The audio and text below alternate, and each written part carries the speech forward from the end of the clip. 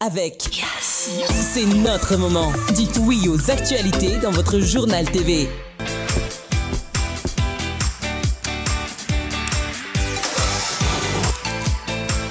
De beaux projets pour des budgets serrés.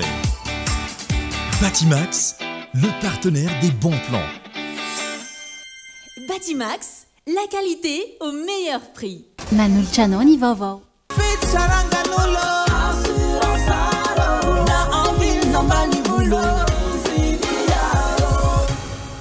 Assurance Art, Timampoltona Nilanao. Manulcianoni vovò.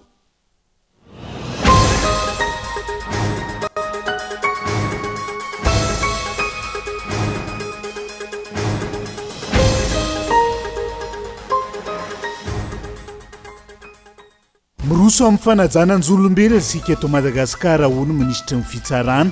nandritra ny fitokanana ny fonjabeny Belosorotsoribina androany. Miroso mihemitra ihany ankilan'izay raha ny zava-misy iaina ny vahoaka malagasy nojiriny. Namerina tao ohatra ho an'ireo fianakaviana mbola manana marary sy efa sitrana tamin'ny raharaha Ambohimalaza ny fahafatesany Debora Omaly. Antony anaovana izy ireo antsoavy ijerena manokana ny mety ho fivoaran'ny fahasalamana izy eny na mianada. Lanja Sora Bavety teny amin'ny Jirama Ambojatovo ambony ny fivondronam-be ny mpiasan'ny Jirama misotro ronono androany. Isan'ny tsekena hoy izy ireo ny sata vaovaon'ny Jirama amin'izao fotoana izao.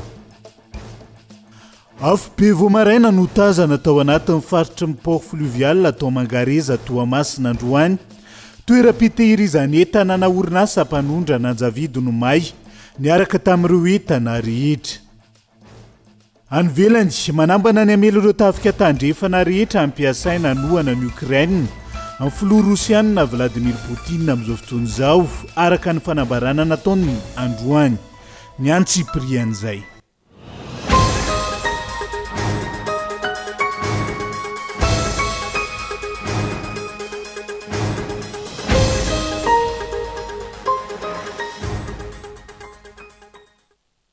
Gadondrainy amin'ny valoralina fotoanan'ny fampalalam-baovaontsika eto amin'ny fitalavitra kolo fa tena ny araba toy ny kilasy sombivavy manasano ihany koa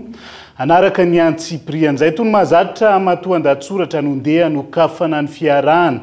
Ekena fa miroso amin'ny fanajana ny zon'olombelona isika eto Madagasikara amin'izao fotoana izao araka ny nambaran'ny minisitry ny fitsarana nandritra ny fitokanana ny fonjabeny Belosoribina tan'ity androan'ity saingy miroso mihemitra trano raha ny zavatra hita amin'izao fotoana izao fa tsy miroso amin'izay fiatsaran'izay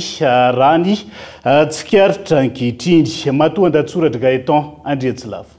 Mifanohitra amin'izay voalaza ny mpitondra fanjakana trano ny zava-misy ainan'ny mponina amin'izao fotoana. Tsy mijanona teo amin'ny andro rajoelina intsony izany fa nalain'ireo mpiara-miasa amin'ny tahaka sy ireo mpikambana eo anivon'ny governemanta. Ohatra amin'izany ny filazan'ny ministry ny fitsarana sy ny mpitahiry ny tombo-kasempanjakana Rakotomandimby Benjamin Alexis nandritra ny fitokanana foto-drafitrasa iray tao Belosorotsoribina androany fa miroso amin'izany fanajana zon'olombelona izany isika eto Madagasikara. No amafisiny fa nandritra ny fitsirihana ny zon'olombelona maneran-tany natao tany Genève dia niaiky izany firosoana izany izao tontolo izao. No amafisiny ihany koa fa indrindra ny fanajan'ny zon'ny olona eny amin'ny fonja satria fonjaben'ny Belosorotsoribina io nitokanana io. Zavatra roa no niseho raha vao nahare izany ny malagasy. Voalohany, tsy mahagaga hoy ny sasany satria efa tsy vahiny amin'izao fitondrana izao intsony ny milaza sy maneho hevitra mifanohitra tanteraka amin'ny zava-misy iainany ny vahoaka. Izany hoe tsy misy fantatry ny mpitondra na hodiny tsy hita izay tena zava-misy marina iainan'ny malagasy. Faharoa, tsy misy izany fanajana zon'olombelona izany eto Madagasikara hoy ny hafa na dia nitsondriny manokana fa miroso izany. Na ilay fomba fijery voalohany na ilay fomba fijery faharoa samy nanameloka ny mpitondra fanjakana avokoa ankoatra ilay fomba fijery fahatelo izay manao hoe merci président. Antony fanontaniana maro no mipetraka raha vao zon'olombelona eto Madagasikara no resahana. Ny fonja manokana ohatra satria fonja no notokanana iza no tsy mitaraina raha mbola fonja eto amintsika no resahana. Maro ny fitarainana voaray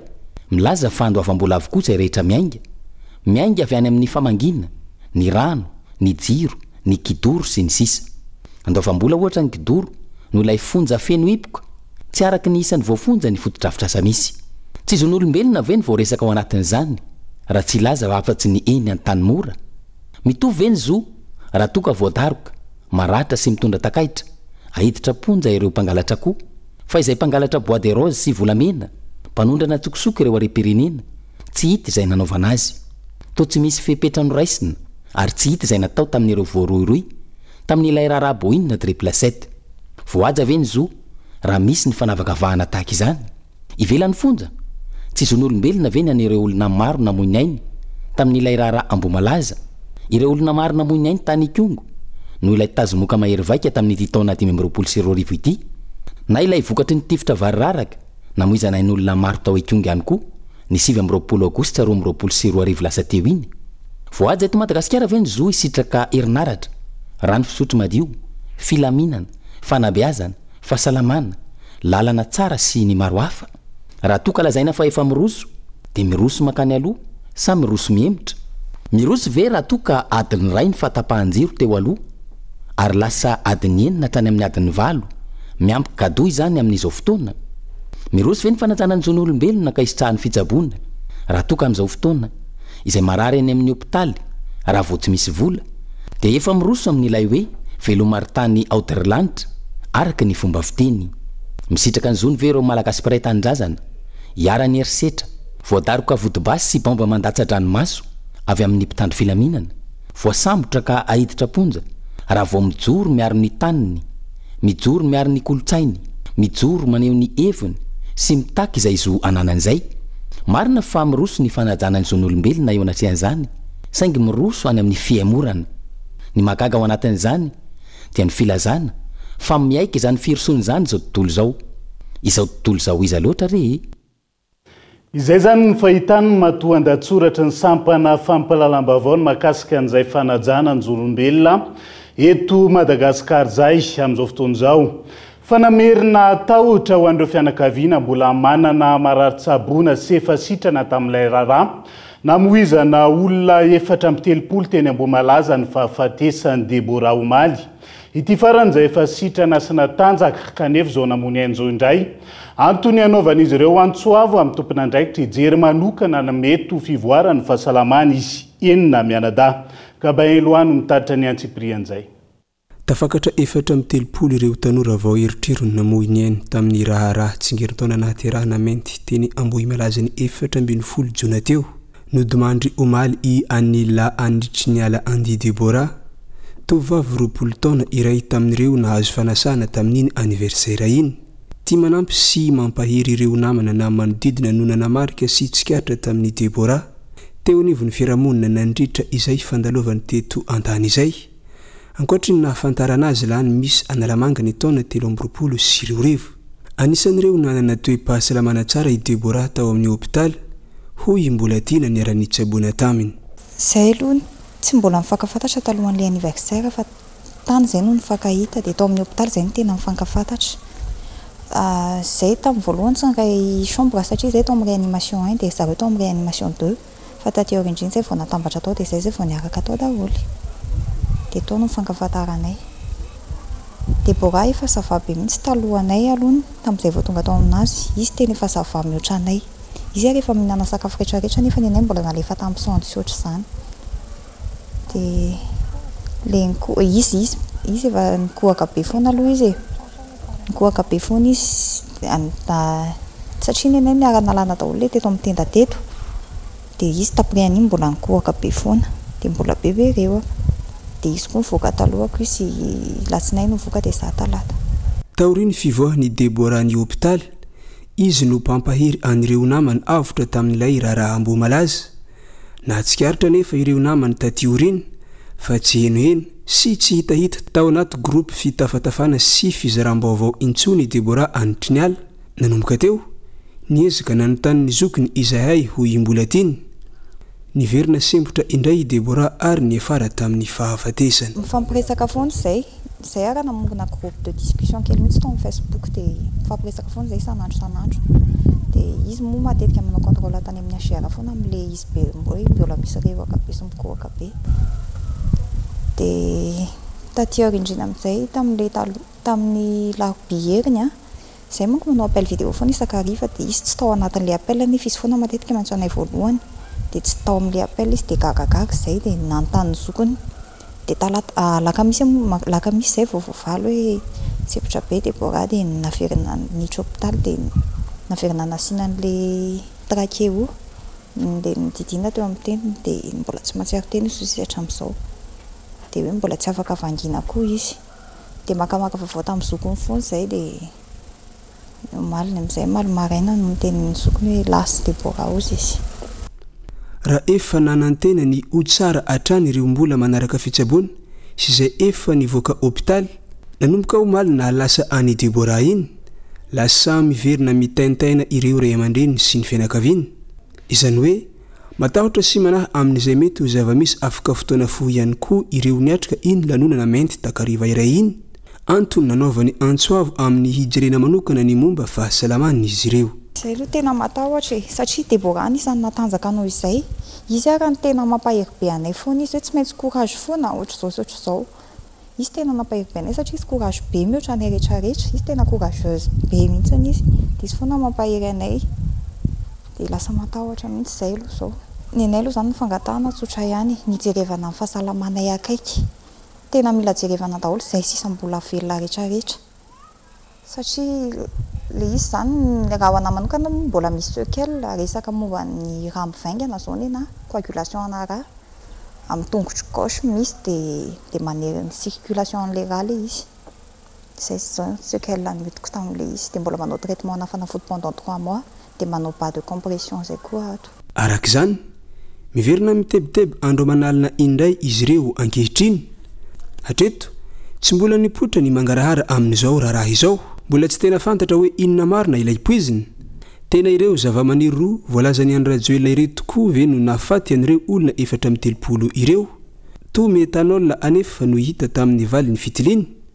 tsy mbola nampahafantarina ho mangarahara ihany koa hatramin'izao inona ny fanefitra mba tsy hiverimberena ny tranga toy ny zava-nisy teny ampita tafika ny sabotsy teo raha hiverenana taoriny nahafatesany Débora enina menada sisa ireo mbola velona tamin'ireo olona ampolony maro lasibatra tamin'iny raharaha teny amboho malaza 3 volana latsaka herinandro lasa iny ho an'ny Débora manokana raha tsy misy ny fiovany ny fandaram-potoana hiala eto Antananarivo ny nofo mangatsikana ary tododoho any fandrina tanindrazany ny rapide sous-marin. Ireny zany ny antroka andrasana ny fandraisana ndraikitra sy fepitra amin'ny fanandrify amin'izay fanilahatra sy ny lanja sorabavety teny amin'ny Jirama Ambojatovo ambony ny fivondronam-be ny piasa ny Jirama misotro ronono tsy ekena ny asata vaovao ny Jirama amin'izao fotoana izao izy ireo ary tsy manana finiavana politika manolana ny Jirama ihany koa mpitondra fanjakana ka mampitombo ny fahatapahany herinaratra amin'izao fotoana izao Rina Fitiavana no mitaritra ny Antsiprian'izay. Androany ny lahatra sy ny lanja sorabaventy teny amin'ny Jirama Ambojatovo ambony ny fivondronam-be ny piasa ny Jirama misotro ronono manoloana ny tsy famalina ny fitakin'izy ireo mahakasika ny fisitrahana zo ara-tsosialy sy ara-pahasalamana tsy azo ekena ny famotena ny orinasam-panjakana ho izy ireo ka antony nanaovana izao etsika izao ny 10 novambra 2024 raha tsy heviny nampanantena tao amin'ny enao manjery mpanjakana iandrajoelona fa tsy tokony hisy intsony ny délestage amin'ny fotoana maintany. Nafisana izay ndray matofilofa amin'ny herintaona ohatr'izao zany amin'ny fotoana maintany toy izao dia efa tsy hanana olana intsony ve isika. Valiko fo avy hatrany ny teninao teo niora hoe amin'ny herintaona ohatran'izao moa zany inona ny zavatra hitranika inona ny zavatra mety hisy zay zany dia milaza hoe raha nareo izaka rehetrarehetra napetatsika reo investissement goavana zay nataontsika reo tsy tokony hisy tsony délestage amin'ny taona ho avy zay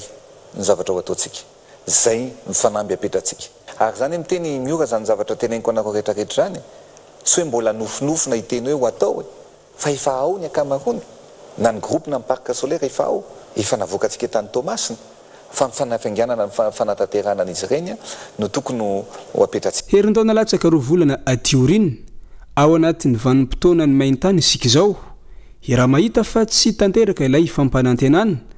vao maika miamahery vaika mitombo isanandro ny fahatapahan-jiro mampijaly ny vahoaka tsy manana vahaolana aroso ny mpitondra fa resabe fialana balany betsaka hoy ny sekretera jeneraly ny fivondronany piasa ny Jirama misotro ronono ny sata vaovao izay manome vahana ny privatisation no iazakazahana ka tsy ekena izy ireo hatramin'ny farany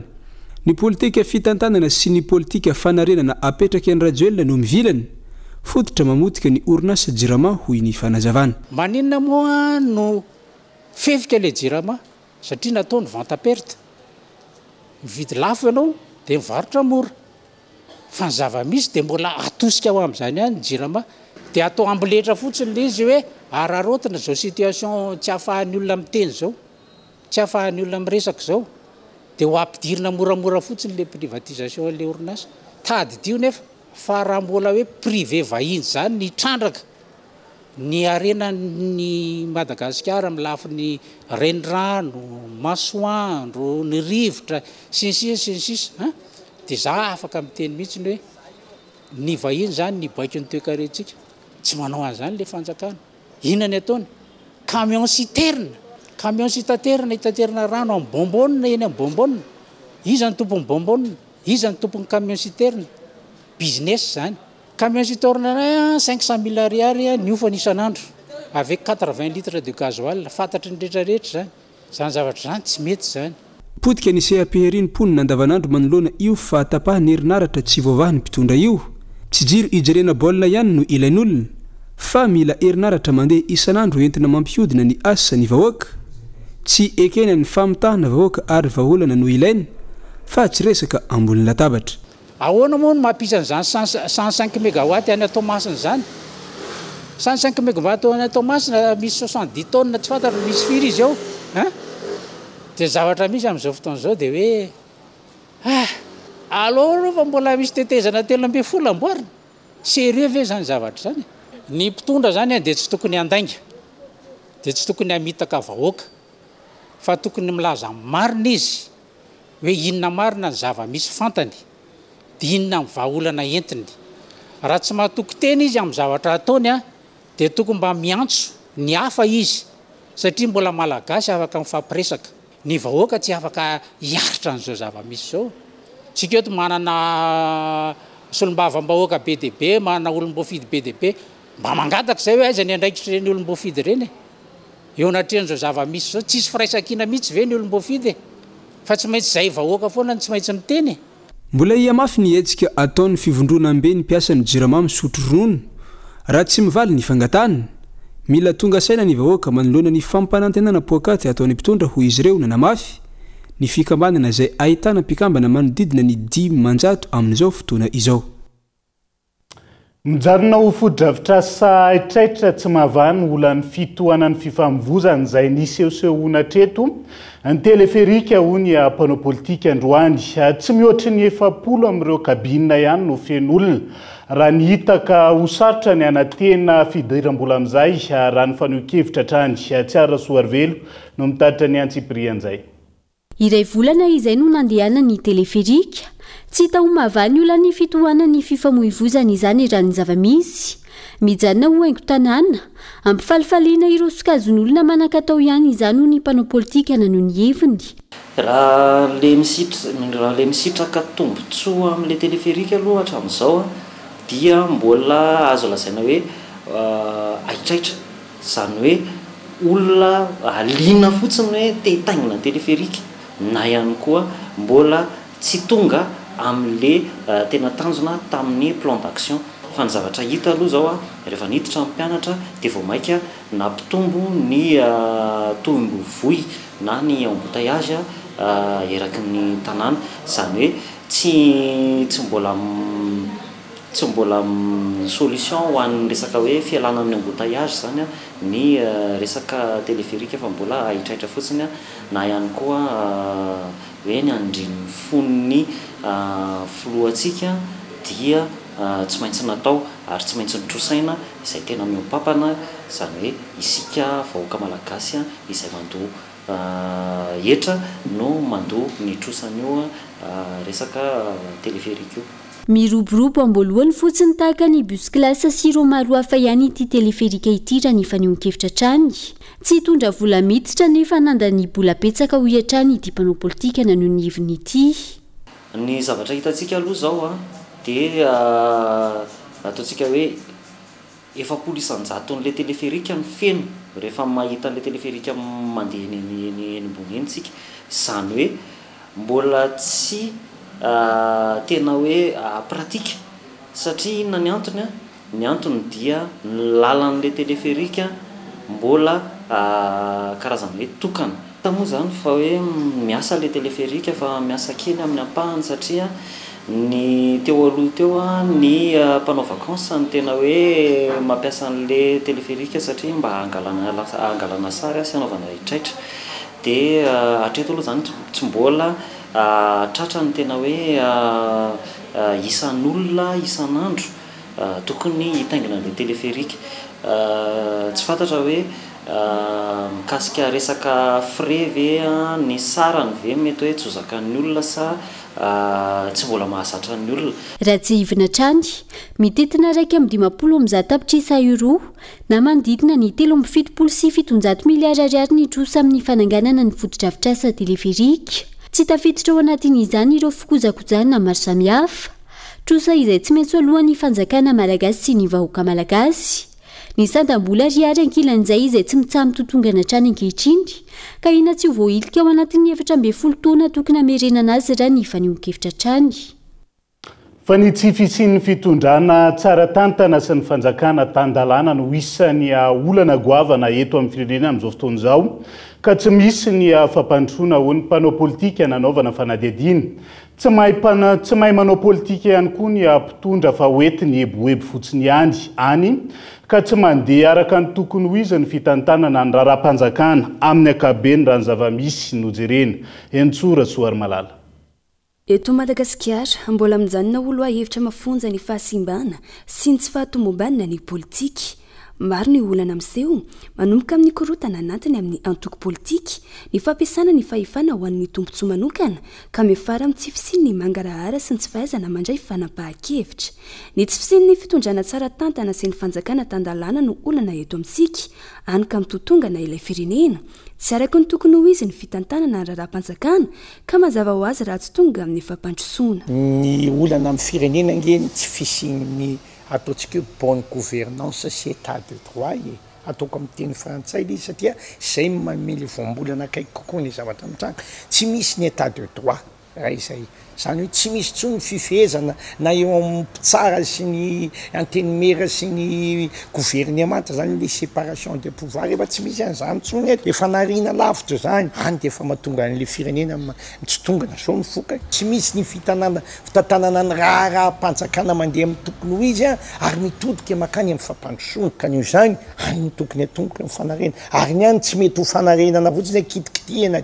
dia mandeha misy ministre ny teo ministre firitaona fa zao mandeha miboina inona ny tena mitrangy ary izany tena tompona andraiky te to samy mialahoala daholo. Noho io tsy fahaizany mpitondra manao politika io tsy misy raharaham-pirenena mandeha araka ny tokony ho izy intsony eto Madagasikara amin'izao fotoana manampitrotraka ny fahantrana sy ireo raharaha mbola manjavozavo eto amin'ny firenena misy ny vahaolana fa ilaina finiavana ny firosoana amin'izany. Mazava ho azy fa raha ny zava-misy nojerena eto efa mikorotana tanteraka ny raharaham-pirenena rehetra mihitsy amin'ny akolafonyzay hodinina dia tsisy raharaham-pirenena mandeha amin'izay tokony ho izy tsony mikorotana ny malagasy tsy manambola mahantra mampiditra mpianatra zao manahirana ny tsiraray avy verina koa ny fatapahany rano verina koa ny fatapahan-jiro zany hoe mbola mandeha daholo ny korotana rehetra ao anatin'ny fitantanana ny raharaham-pirenena dia arenina tsy kelikely ny zava-misy amin'izao fotoana zao arakaraka ny atana tohatra iakarantsika makany amin'ny fampandrosoana tsy ho vitindre mandeha io mandangy amin'ny vahoaka tsika ary hiteny hoe rapitso dia vita. Hita taratra amin'ny fitombon'ny fahantrana tsy fisian'ny fampandrosoana ara-toekarena sy ny fihenina ny fahatokisany vahoaka ny mpitondra ary ny fahasimbana ny rafitra politika eto amintsika. Mampanahy ihany koa ny fahasimbana amin'ny sehatry ny lalàna sy ny rafitra demokratika izay mitarika eo amin'ny tsy fananjana ny zony ny olom-pirenena. Tokony hirosoana ny fifantohana amin'ny fitondrana mangarahara, ny fanavaozana ny rafitra ary ny fampandrosoana maharitra miorina amin'ny lalàna sy ny tombontsoan'ny rehetra. Raha tsy misy fiovana mafonja, hiaratsy hatrany ny toetra ara-politika ary ho sakana lehibe amin'ny ho avy ny firenena izany. dia izay ihany koa no hoentsika misendy vetivety eo anaty doka fohy mbola maro ny fanadihadiana azy vaovao misongadina mbola hoentina aminao rehefa avy eo santionan'izay ny firetana antranga atao mangareza Toamasina eo ihany koa ny fitakiny piasa misotro ronono eo anivon'ny Sekiraina Antsiranana ao anatin'ny tapany faharoa ny fampalalam-baovao no anarahantsika ny Antsiprian'izay aza misaraka amin'ny ary.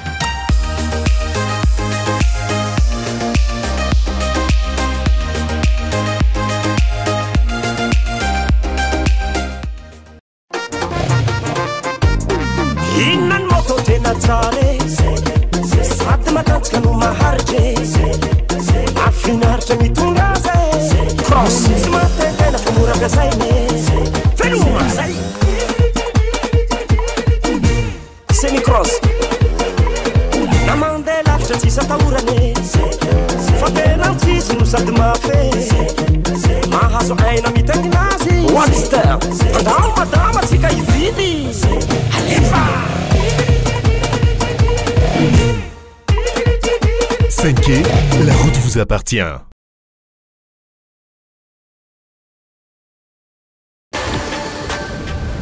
Libérez-vous.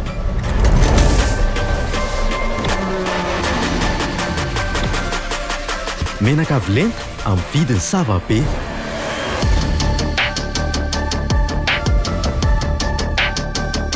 Tanjaka performance au daholo sana. Tena mitaiza moteur ty lupie mapiena dépense. Premium Lube Jovena, libérer la performance. Jovena, source d'énergie. Miresaka foana isan'andro isan'ora araroty ireo tolotra mora misy izay ilainao rehetra sady efa misy antso SMS no misy meka tsindrio aingana ary ny dièse 322 dièse manomboka amin'ny 10 ariary monja.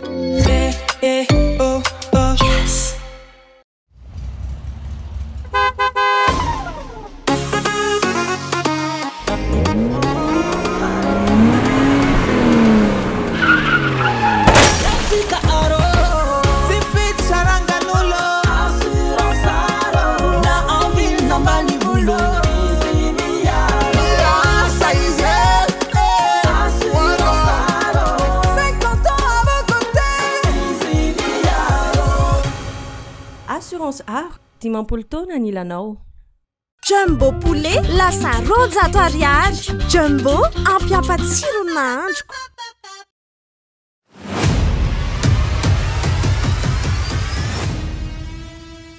Avec des produits innovants et des solutions adaptées, Easily illumine les foyers et relie les communautés. Easily simplifie votre quotidien avec des solutions flexibles. Payez à votre rythme petit à petit en Pay as you go ou via nos partenaires bancaires et IMF. Facile et pratique. Easily est votre allié au quotidien.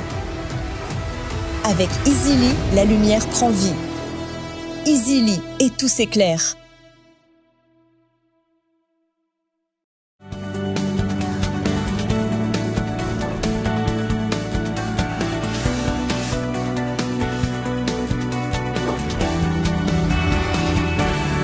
Anoizatsika ny tapany faharoa amin'ny fampalalam-baovao amin'ity ala ity. Avy be vao maraina no tazana tao anatin'ny faritry ny port fluvial atao Mangareza Toamasina androany. Toeram-pitehirizan'entana na orinasa iray mpanondra nanjavidy no fantatra fa may. Niaraka tamin'ireo entana rehetra nanano sarotra ny fifehezana ny afo no ny anjavidy izay karazana krihitra mora iretany afo. Erinora Zafimanana Kolo Toamasina. Orinasa lehibe mpanondrana anjavidy miorina ato anatin'ny faritry ny port fluvial no nirehitra androany tokony ho tamin'ny 3 ora maraina. Ilay trano lehibe fitahirizana anjavidy mihitsy no nirehitra ka nampanano sarotra ny fifehezana ny afo. Nanampitrotraka ny tsy fampiny ny fitaovana aroloza amin'ny firehetana tato amin'ity orinasa ity na dia akora mora mirehitra aza no kirakirainy. Ny andohan'ny afo aloha tsy fantatra satria zay natsona zay tonga eto zay dia mbola tsisy renseignement azo loatra eto. Tena nataorana tamin'izy ity voalohany indrindra ny resaka direction devant fa eto moa zany isaoran'Andriamanitra fa mitodika nandeha ny atsinanana ny rivotra zany hoe amin'ny canal de Pangalana dia izay ngamba tsy dia nanano sarotra misy moa ny trano manodidina eto fa nilatsaka ny refana zany misy ny trano dia tsy dia nampitatra an'izy loatra dia eto moa zany zay pompier ny commune urbaine Toamasina mbola miezaka mamey ny afo amin'izay moyen misy ampelantananay ka miara mahita antsika zao zany efa manomboka voafehy ny afo na dia mbola midadasika zany ny velarana zay lanin'ny afo ka inisy manano sarotra araka lefa lazaiko teo ny Anjavidy eo koa moa ny tsy fisian'ny matériel zay tokony nisy mialoha nanorenana n'ity orinasa ty eto tsy fanomezantsiny fa fampatsahivana fotsiny hoe aizany ny tokony hisy ny ria aizany tokony hisy ny extincteur moa ve ny olona miasa ato mahavoafehan'izay fitaovana zay fa raha mahita eto tsy dia mahita an'izay loatra atsika eto nisy nahita ny firehetan'ny afo voalohany nefa tsy fantany ny tokony ataony misy camion ato camion afaka ampiasaina amin'ny famonoana ny afo nefa tsisy nahina mila araka ny feo eny teto donc zany mitovy amin'ny tsy misy ihany hagagana ny an'ireto mpiasa tonga vao maraina raha nahita ny fahavoazana nanjoa ity orinasa ity manodidina ny 400 ireo mpiasa mivelona sy mikarama arakaraka ny asa vita tebitebiny ireto mpiasa ireto ny fatapahan'ny karama noho ny fatapahan'ny asa ihany koa amin'izao ankatoka ny fanangonana ny fitaovam-pianaran'ny mpianatra sy ny sara-pampidirana mpianatra hianatra izao nay zany ty fiasagnany akato dia saiko tsony zany hoe naeza tavany raha ty mandrapahalezy amin'ny asa vakeo aloha mandrapahanay hoe ho vita zany tragno ity asany ety dia tsy zany hoe na hoe oviagna zany zay tsika hoe voatafiasa amin'ny Anjavidinay akato tegna tebitebinay zany dia oavy zany ty fijeragna mpianatra zany dia zay zany mila le vola droit sy ny tariny rehetra zany tebitebinay akato le asa vita zany ampiasanay karama zany asanay akato anay zegny resaka taonazy zegny zany vita andraisam-bola zany ohatra hoe mavita telo zegny anao dia igny ihany fogna ny pointagenao ihany na dia firifiro andro tsy miasa zegny antegna ihany ohatra zegny antegna koa tsy miasa zegny dia tsisy vola iraisiny zegny antegna dia ny karama moa somary kelikely ihany fô noho antegna tsisy asa dia tsy maintsy miafiafy fô dia tegna mampalahelo aminay ihany mo mpianatra miditry droit ke écola zandriky toeragna iasanay ty dia mety mba ahoana hitanay vola agnanovagny raha jiaby zegny amin'ny fiainagna sarotro miankina fitadiavam-bola mipidirigna na mpianatra zegny akeo fahamaizana faefatra nanjoa ity orinasa mpikirakira Anjavidy ity izao nitranga androany izao raha ny fitantarany ireo ela ny toerana teto nitranga ny fahamaizana voalohany ny taona 720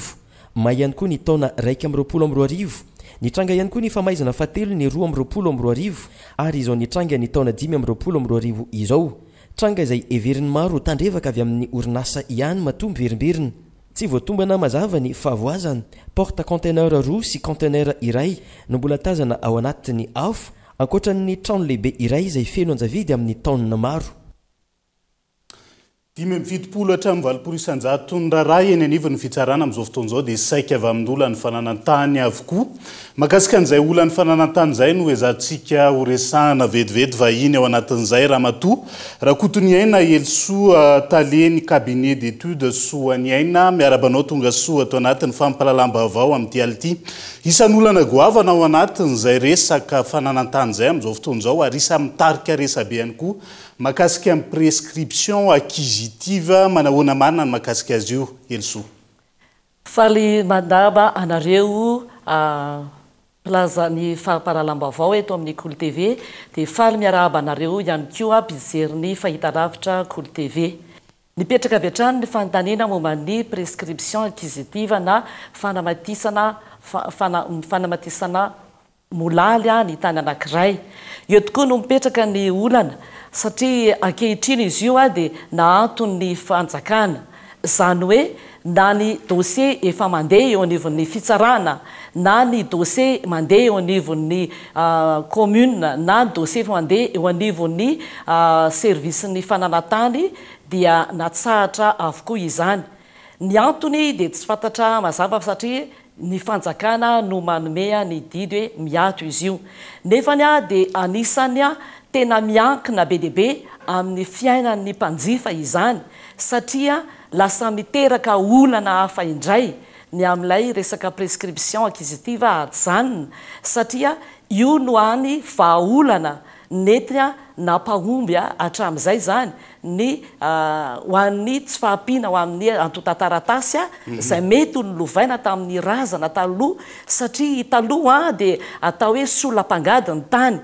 ny solam-pangady ny fampivarotana tsy misy izany atao hoe légalisation na notaire tamin'izany a kanefany a dia rehefa ny aseho ny lalàna taty ariana dia hoe mandeha ny fanajariana ny tany na le prescription acquisitive nefany zany izy io ankehitriny dia nahato koa raha nahato zany le izy dia zao lasa mizaka olana indray ny mpanjifa satria fa le fanaovana n'ilay prescription acquisitive mialatsiny manapaka raha matoely soa ve tsy isany ataontsika hoe manamora ny fangalara-tany ara-dalàna ny mahakasika an'izay amin'izao fotoan'izao mety zay ihany koa no isany natonga ny fitondram-panjakana nampitsahatra azy nanomboka ny ataontsika hoe taona 420 eny tompoko mety io izay ny fieritreretan'ny mpitondra fanjakana anazy hoe fanamorana mombana resaka fangalarana tany kanefa rehefa nandeha ihany koa zany ny zahay mpanjifa nanantona ny fanatarintany a dia izao zany ny solution naomby teo aloha zany hoe prescription acquisitive satria ny antony a misy ny taratasy ho anay manokana zany zao dia manana taratasy izahay a tamin'ny razambianay a ny pitanay pita fa kosana rehefa mandrapatonga teo amin'ny ray aman-dreninay tsy hita tsony zany reo atao tantaratasy teo misy ny any amin'ny tsy fahitana azy any amin'ny commune talosy ny rehetrarehetra dia ny antony zany dia izao any amin'ilay prescription acquisitive no vaolana ary hita nefa izany fa tena nahomby a teo amin'ny ho an'ny vahoaka kanefa tampoka teo a ny tsahatra le izy raha toka raha tsy ataontsika hoe tsy miroso amin'ny famerenana zay resaka prescription acquisitive zay le fitondram-panjakana mety misy karazana dingana hafa ve arosonareo ahafahana manamora an'izay fikarakarana ny antota-taratasy momba ny tany zay eto Madagasikara raha ohatra ka izay ny zavatra mesure ndraisina ho an'ny fitondram-panjakana omeo vaolana mahomby zany a ny mpanjifa mba ahafahana mizaka no mahatompo tany feno anazy satria mety misy lafiny anankiroa nge io monsieur Yves io prescription acquisitive hoe inona ny tena nahatonga anazy anio hoe mety io a ho tompony efa tsy hita hatramin'izay dia najaren'ny olona tao mandritra ny 20 taona nefa kosany a mety ho tompony mihitsiny izy fa noho ny fahasarotan'ireo génération be dia be deo aloha dia niditra tamin'ilay prescription acquisitive eo kosa nefa zao a mety eo amin'ny arak'ilay nitenenina tao eo le mahamora amin'ny fangalarana tany zany kanefa dia izao ny fitondrana ny fitsarana ihany koa nefany a tsy miditra amboliny fotsiny tsotro zao hoe omena fotsiny io didy io fa misy fanadidina maro natao tao dia zay dia tena niakina tamin'ny ny fitsarana mihitsy zany ny mpangataka le prescription acquisitive ka tokony mba ho ajainana hoe amoahana zay solution tokony akoatran'izay a raha hoe tokony raha tsy prescription acquisitive tompoko acquisitive dia inona zany a no atolotra indray zay ny mahakasika amin'ny prescription acquisitive fa isa mitarika resabe ihany koa ary mampitaraina ny maro ny resaka boky rovitra amin'izao fotoan'izao manahoana ny fahitanareo an'io zay efa nisy ny lalàna raha ny fantatra ihany koa ao anatin'izay a amin'izao fotoan'izao kanefa tsy hita ny toiny manahoana ny fahitanareo any mahakasika an'ity boky rovitra ity tahaka izany koa zany mbo ampitana ny vahoaka hoe efa misy zany a io dia io aretena vahoaka io dia fampiarana anazy zany sisa no endrasanay zany hoe ny vahoaka zany rehefa mba misy hoe efa misy areteny vahoaka io efa nome ny assesseur nome ny membre en commission dia efa mba miandro vahoaka io zany efa mba hita hoe efa voaka le izy fa treto aloha zany manahoana ny aina n'ilay malagasy tompony tany mipetraka eto Madagasikara mahakasika an'izay resaka fananan-tany zay raha ny zava-misy a tompona andraikitra amina cabinet d'étude eto Madagasikara ianao ny fipetraky ny vahoaka zany atreto a dia mitaitaina eo amin'ny fananana zay misy anazy zay ananany satria ny anankiray a dia izao misy ny mpangalatany etsy an-daniny a misy ihany koa nefany a ny mpanararoatra ho anisan'izany ny olona zay manam-bola koa anisany manarararoatra amin'ireny fananany ho an'ny olona sahirana ireny ka zay le tena angatahanay mihitsiny hoe mba isin'ny filaminatsaina ho an'ny mpanjifa momba ny tany a eto madagasikara dia zao mangataka tanteraka ny misarika ny fitondram-panjakana izay andinika akaiky ny vahaolana raha tsy mahomby prescription acquisitive mba omeo vahaolana mahomby ary ny momba ny boky rovitra mba mangataka izahay ny fanafanganana tahaka namoahana an'izy io vao tsy ela zay vao firy volana lasa zay a ny mba anatanterahana anazy satria mizaka ny tsirariny a ny mpanjifa tompoko akasitrany ianao raha matora kotoniaina elso tao anatin'izay fa nampanazavaan'izay fa ho fanamorana ny fividianana fiara sy kodiaran-drofo natao teny Andraharo androany fanaovantsony mpiara-miasa teo amin'ny Madoto sy ny Access Bank Madagasikara anolotra vahaolana tsotra sy aingana eo amin'ny lafiny arabola ho an'olona tsirairay izy ireo araka ny fanazavana andao rahantsika ny antsiprian'izay miaraka amin'ny Entsora Soary Malala totosa tamin'ny fomba ofisiely androany fa 10 volana septambra teny Andraharo ny fanaovan-tsony fiara-miasa teo amin'ny Madoto sy ny Access Bank Madagasikara fiara-miasa stratégique mikendry ny anovana ny fahafana mikendry ny misehatra ny fivezivezena sy ny angovo anolotra vahaolana tsotra eo amin'ny lafiny arabola aingana ho an'ny olona tsirairay sy ny orinasa ary fampandrosoana ara-toekareny ny firenena ny tanjona raha ny fanazavana androany nanao officialisation ny partenariat ny Access Bank Madagasikara sy Madoto izany hoe izay moto na ihany koa fiara iritsika mpanjifa ny atokantrano dia afaka aloha tsikelikely miaraka amin'ny Access Bank ny antony voalohany dia ny qualité ny produit amin'izareo anisan'ny concessionnaire matanjaka indrindra eto Madagasikara Madoto dia izay ny antony ampatonga ny hoe misy an'izay fiara miasa ny Access Bank sy Madoto izay. Le domaine dans ce que nous vendons, l'automobile, c'est un achat qui est un peu instinctif. Eo amin'ny sehitra ny zavatra amidintsika ny fifidianana fiara dia tsy maintsy arahina fihetseham-po maniry fiara ny olona ary rehefa maniry fiara izy dia te hahazo izany aingana tia andehandeha eny rehetra eny miaraka aminy tombony ho antsika zany raha manana fampindramam-bola manaradia itsika isika sy mahatanteraka aingana ny faniriantsika. Qui vous suit et qui fait les choses rapidement, c'est justement de pouvoir vous faire plaisir très rapidement. Efa manana fiara sy kodiaran-droa avokoa ny ankamaroany ny malagasy amin'izao fotoana eo ihany koa ireo mbola manapikasana ny hividy ka nanao izao tolotra izao izy ireo ankoatra ny lafiny arabola mitondra tombony manokana ho an'ny mpanjifa ity fiara-miasa ity arahina fa matsimbola azo antoka sy mangarahara araky ny fanazavana. Ataony 7 hatramin'ny septambra ho avy izao ny andihan'ny faharoa amby roapolo amin'ny rally Tour de Tana izany hoe manodidina n'Antananarivo ankalazaina mandritra ireo fotoan'ireo ihany koa ny fahadimy amby roapolo taona nisy ny club Zatana izay mpikarakara ny hetsika andao rahantsika ny antsiprian'izay.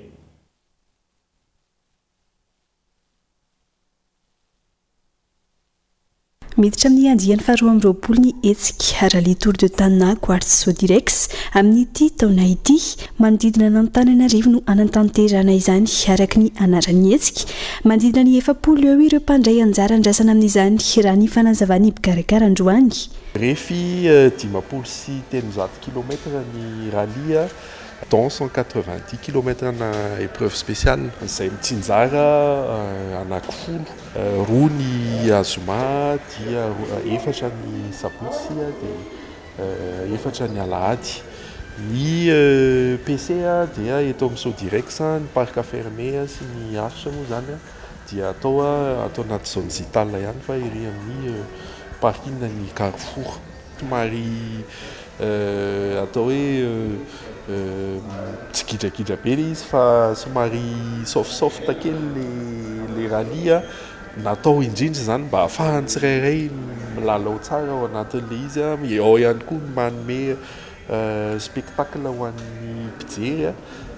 fohifohy tsaratsara ny lalana ary isaky ny mahavita épreuve spéciale anankiroa ny ireo mpandray anjara dia anao réparation foana zany hoe mampitombo ny chance an'zareo hirallier an'le arrivé. Ho tanterana mandritry ny 3 andro ny 7 hatramin'ny 20 ny volana septambra izao ny hetsika rally Tour de Tana Quartz Sodirex ankalazaina mandritry izany ny 15 taona ny sin'ny club Zatana izay mpikarakara ny hetsika isan'ny anamarika sy ampiavaka ity andihan'ity izany raha ny fanazavana. Iazo anantsiranana vetivetsika ao anatin'ity vaovao manaraka ity. Lanja Sorabavety mitaky ny hanomezana ny karama sy ny solde de tout compte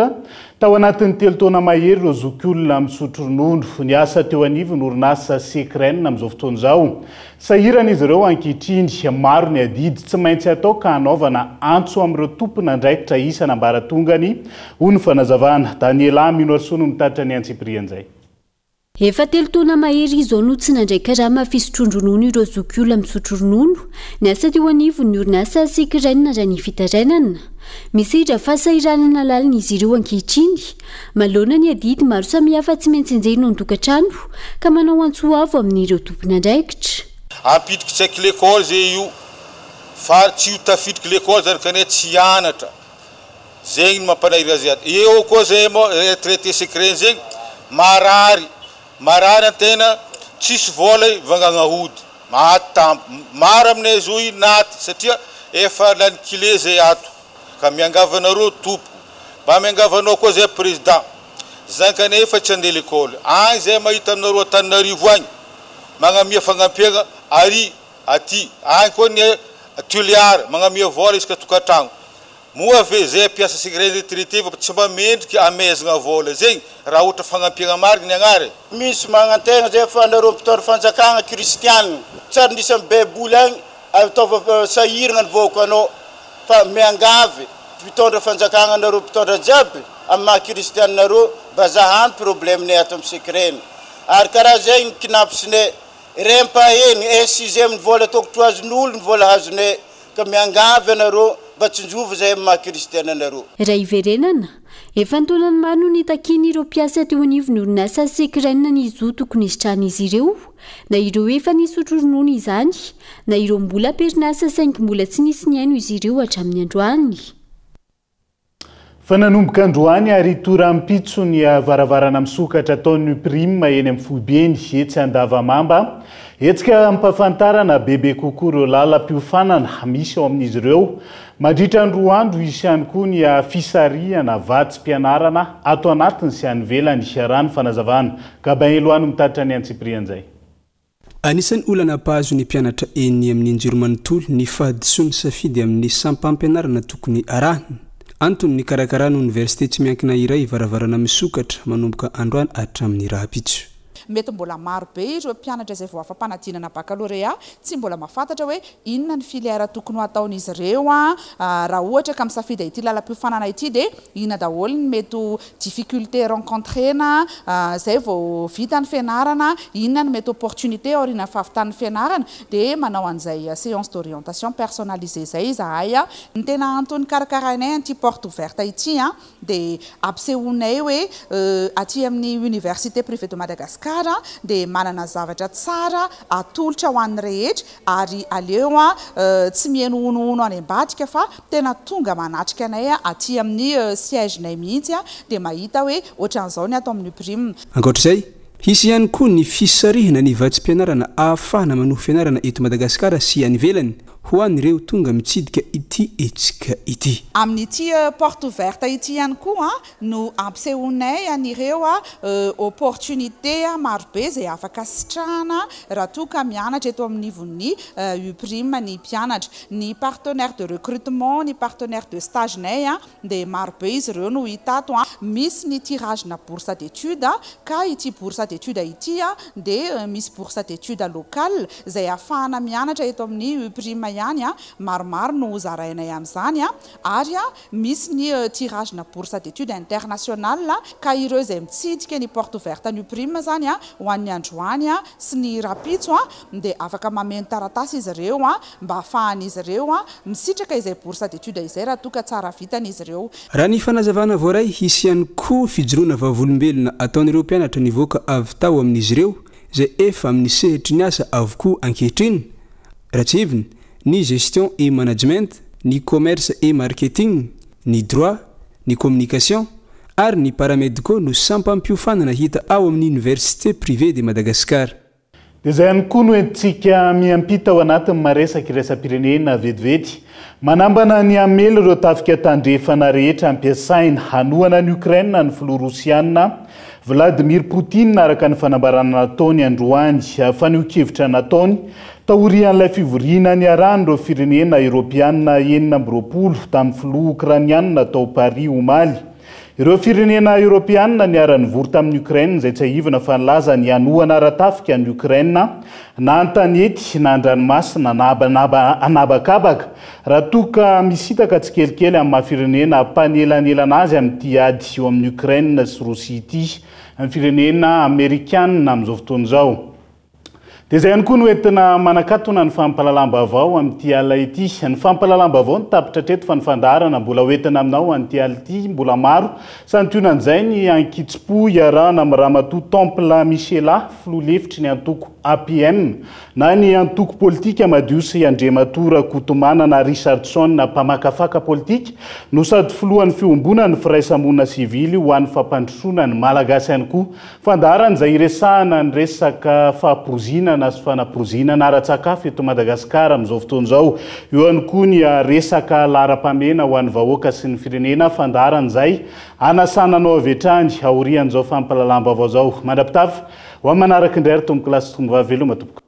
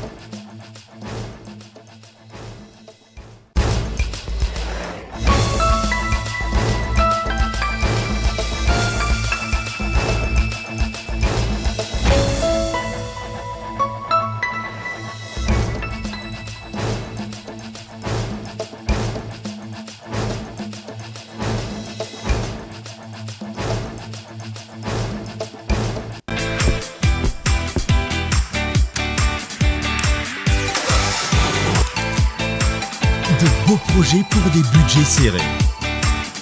Batimax, le partenaire des bons plans. Batimax, la qualité au meilleur prix. Vous a présenté Nivava.